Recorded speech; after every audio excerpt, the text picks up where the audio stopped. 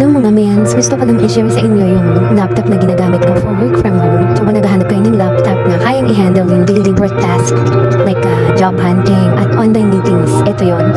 Nakita ko tong Lenovo i5 laptop na may 8GB RAM at 236GB SSD. Hindi siya brand new, second hand lang siya pero quality check.